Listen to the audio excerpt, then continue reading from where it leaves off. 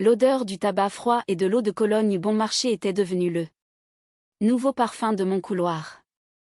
Une couche de crasse permanente qu'aucun récurage ne parvenait à effacer. Ma maison, autrefois un sanctuaire de blanc, minimaliste et de douces senteurs de vanille, ressemblait désormais à une gare bondée. Ce n'est que pour quelques semaines, Élise, le temps que mes indemnités de licenciement arrivent et que je trouve quelque chose à Paris, m'avait dit David il y a 3 mois. Il se tenait dans mon vestibule avec 3 valises surdimensionnées et sa femme, Sarah, agrippée à 2 jeunes enfants en pleurs. David avait toujours possédé ce sourire capable de vendre de la glace à un esquimau, large, éclatant et totalement creux. Nous ne pouvons pas vous laisser rester plus d'1 mois, David, lui avais-je dit. Léa a 6 ans. Elle a besoin de son espace et notre budget est serré. Mon mari, Marc, s'avança en posant une main sur mon épaule. Sa prise était hésitante, ce genre de contact qui cherche à apaiser tout en signalant une reddition. Élise, c'est la famille, murmura Marc. Comment pouvons-nous les mettre à la rue avec des enfants? Il a une sœur, Rachel, et nos parents, répondis-je. Pourquoi sommes-nous la seule option? La maison de Rachel est trop petite, intervint David, sa voix lisse comme une pierre polie. Et maman et papa?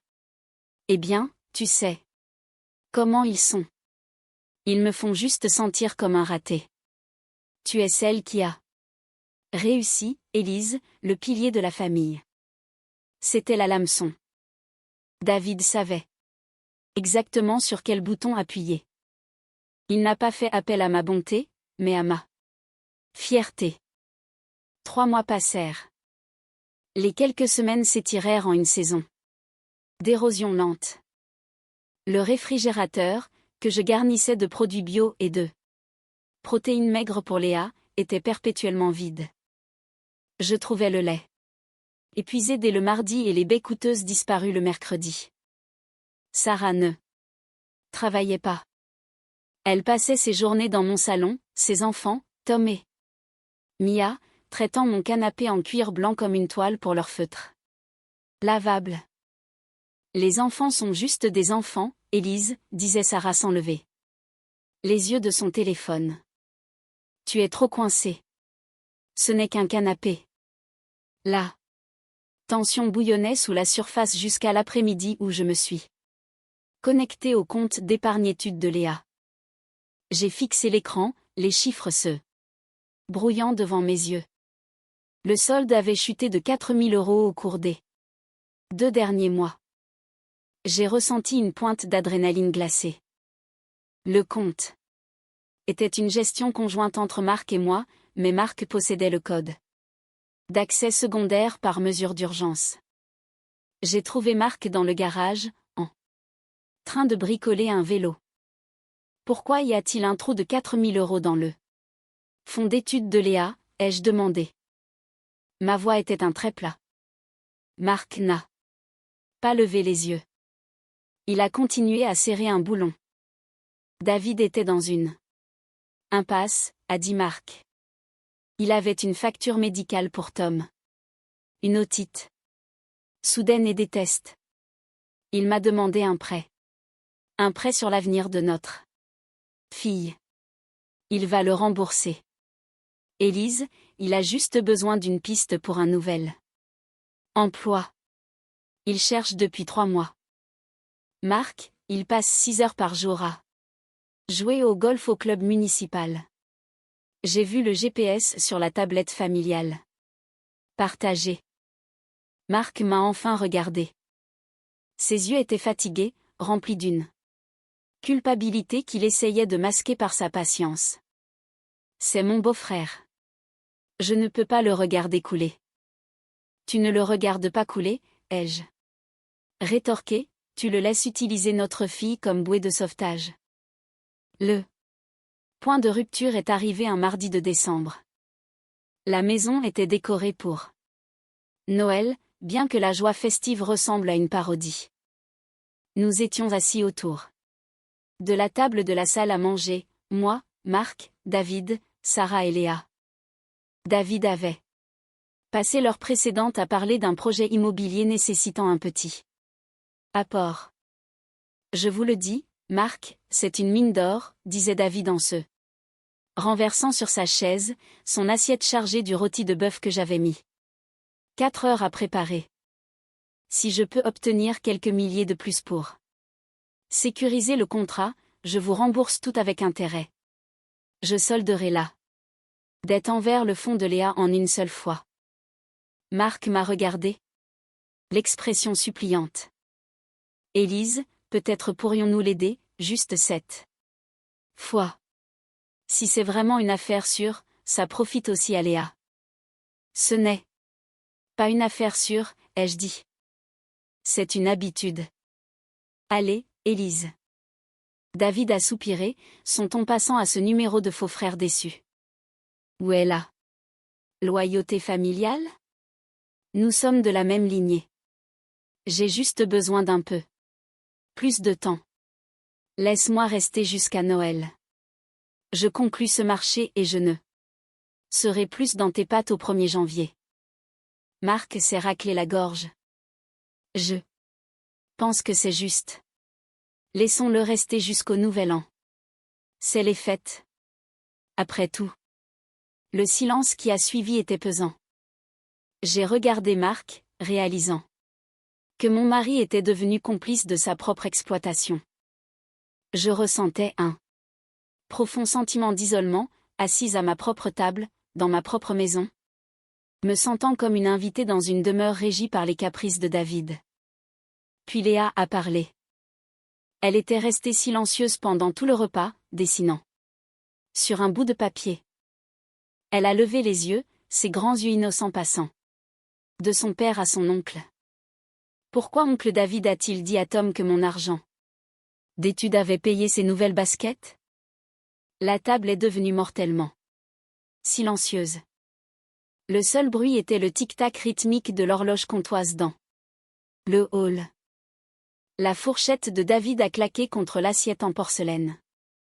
Sarah s'est figée, un morceau de bœuf à mi-chemin de sa bouche. Marc avait l'air d'avoir reçu un coup en pleine poitrine. Léa, ma chérie, a commencé Marc, la voix tremblante. Oncle David ne voulait pas dire qu'il. Il l'a fait, dit Léa, sa voix petite mais claire. Il a dit à Tom que je n'avais pas besoin de l'argent parce que je suis trop intelligente et que j'aurais une bourse, alors c'était mieux de l'utiliser pour des choses réelles comme ses chaussures. Je n'ai pas crié. Je n'ai pas jeté mon verre d'eau au visage de David.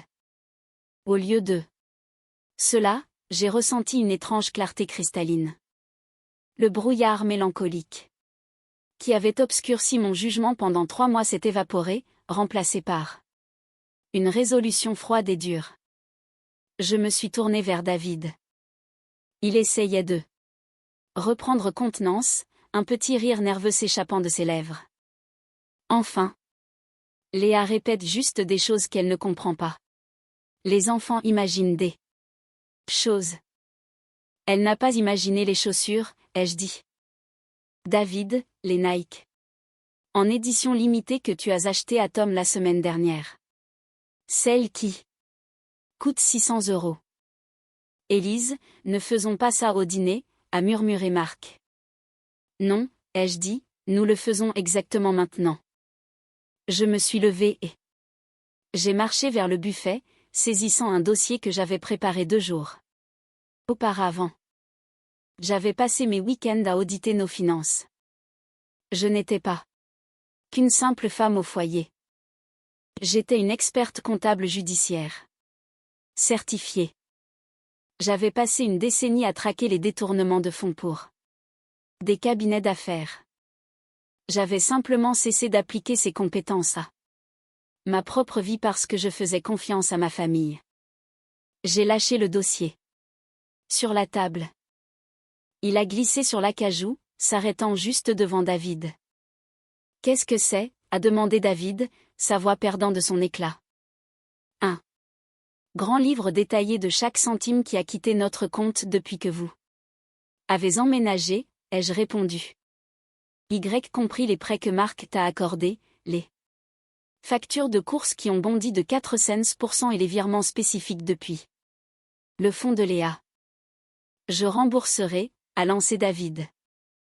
Tu ne le feras pas, ai-je dit, car selon les registres publics que j'ai consultés ce matin, tu n'as pas perdu ton emploi à cause d'une restructuration.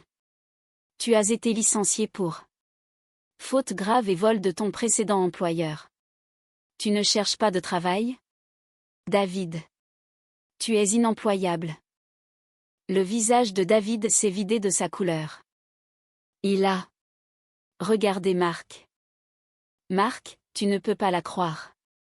Elle essaie juste de me faire passer pour le méchant.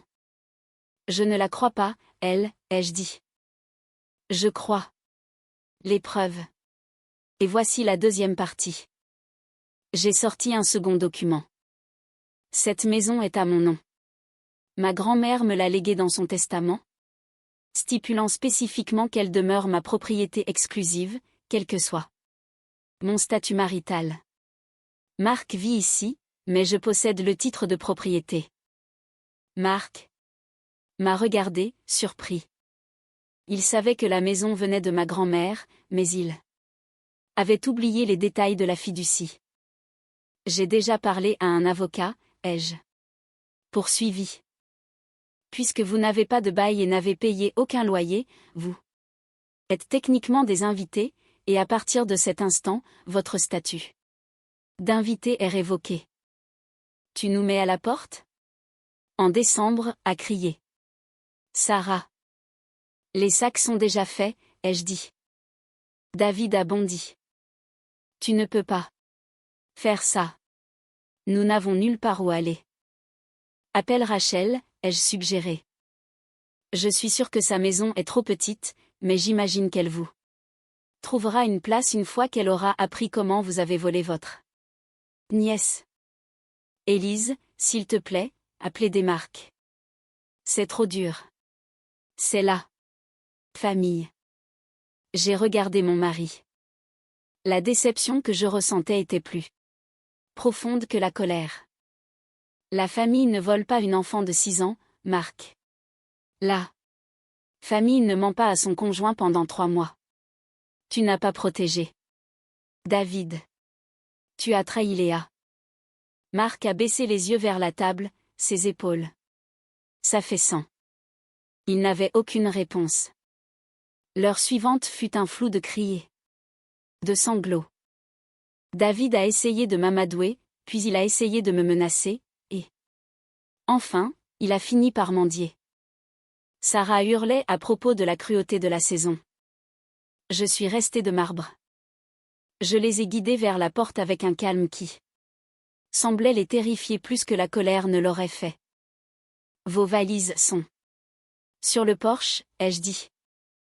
J'ai déjà appelé un taxi pour vous. Alors que le taxi s'éloignait du trottoir, emportant le chaos et la crasse des 3 derniers. Moi, le silence qui est revenu dans la maison était différent. Ce n'était pas le silence lourd et oppressant des secrets. C'était le silence propre d'un nouveau départ. Marc se tenait dans le vestibule, regardant l'espace vide où se trouvaient les sacs de David. Je ne sais pas quoi dire, a murmuré Marc. Ne dis rien, ai-je répondu. Va juste à la banque. Nous allons trouver comment récupérer cet argent, même si cela signifie poursuivre David en justice. J'ai la documentation. Tu poursuivrais vraiment ton propre beau-frère? Ce n'est pas mon frère, ai-je dit. C'est un homme qui a volé ma fille. Les semaines qui ont suivi n'ont pas été faciles. L'explosion familiale fut nucléaire. Ma mère m'a appelé en pleurant, me traitant de sans-cœur. Ma sœur Rachel a envoyé un déluge de SMS m'accusant de détruire les liens familiaux. C'est ton frère, Élise, se lamentait ma mère au téléphone. Comment as-tu pu être aussi froide? J'ai été froide pendant 3 mois, maman, lui ai-je dit. J'ai été froide en regardant l'avenir de ma fille être dépensé en basket. Si tu as tant de peine pour lui, ta chambre d'amis est libre. L'appel a cessé peu après. Il s'est avéré qu'une fois que David a emménagé chez Rachel, il a entamé le même cycle de prêts temporaires et de courses manquantes. Moins d'un mois, Rachel avait changé ses serrures et m'avait envoyé un message. Disant simplement, « Tu avais raison. Je suis désolé, Marc. Quant à nous, nous sommes allés en thérapie. Nous le devions. » La rupture de confiance était un canyon entre nous. Il devait apprendre que la gentillesse sans limite n'est que de l'autodestruction, et j'ai dû apprendre à communiquer mes limites avant qu'elles ne se transforment en ressentiment. Un soir de février, j'étais assise dans le salon avec Léa. Le canapé en cuir blanc avait été nettoyé par des professionnels, les traces de feutre avaient disparu, l'odeur de vanille était revenue. Léa lisait un livre, ses petits pieds repliés sous elle. « Maman ?» a-t-elle demandé. « Oui, mon bébé. Est-ce qu'on est toujours le pilier de la famille ?» J'ai souri en la serrant contre moi. J'ai pensé aux grands livres, aux avis juridiques et à la force qu'il m'avait fallu pour dire non quand tout le monde me disait de dire oui. Non, ai-je dit en embrassant son front. Nous ne sommes pas des piliers. Nous sommes des êtres humains. Et les gens méritent d'être respectés chez eux. J'ai regardé autour de la pièce, ressentant une paix qui était méritée, et non donnée. J'avais passé des années à jouer le rôle de celle qui réussit, celle qui peut tout gérer, celle qui ne se plaint jamais. J'ai réalisé alors que le coup d'être la personne forte est souvent que les gens oublient que vous avez un point de rupture. J'avais atteint le mien, et dans cette rupture, j'avais trouvé quelque chose de bien meilleur qu'une image de famille parfaite. J'avais trouvé ma voie. En regardant Léa sombrer dans le sommeil, je savais que l'argent ne reviendrait peut-être jamais entièrement, mais la dignité, si. J'avais reconquis mon espace, mon mariage et la paix de ma fille. J'ai tendu la main et éteint la lampe, laissant la maison dans une obscurité qui semblait sûre, calme et entièrement la nôtre.